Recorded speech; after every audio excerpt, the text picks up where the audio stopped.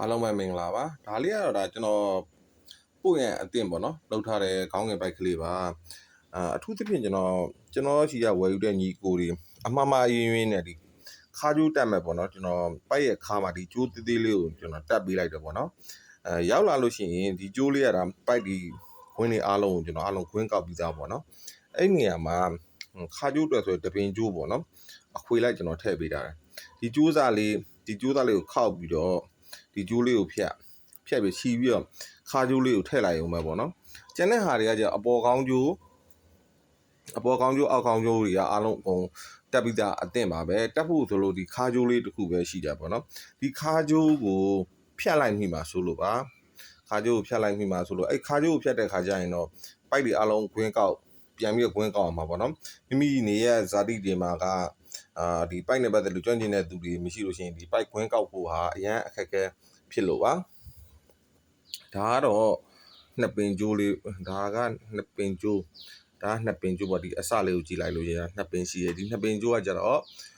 ဝါးတိုင်ရဲ့နောက်ဘက်ကနေပြီးဒိုင်းကန်ဆွဲဖို့အတွက်ပါသူကဝါးတိုင်ရဲ့နှစ်တိုင်ဆိုတော့နှစ်ပင်ပေါ့နော်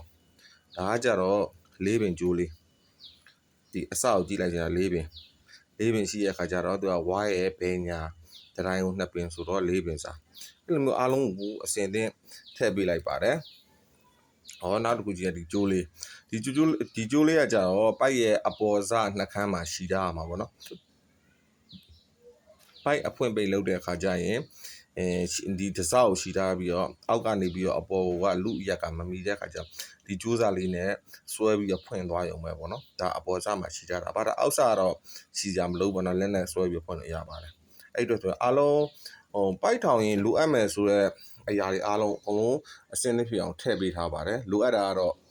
ဝါးနှလုံးပေါ့နော်ရှည်စရာအနေနဲ့ပြောရမယ်ဆိုရင်တော့ကျွန်တော်တော့ဝါးနှလုံးကိုထည့်ပေးလို့မရဘူးပေါ့နော်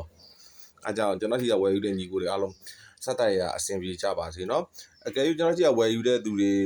အကြောင်းမျိုးကြောင့်အဆင်မပြေတာရှိကြရင်လည်းအချိန်မီဖုန်းဆက်မေးနိုင်ပါတယ်ဖုန်းဆက်အကူအညီတောင်းနိုင်ပါတယ်ခင်ဗျာအသေးစိတ်ကျွန်တော်ရှင်းပြပေးပါမယ်နော်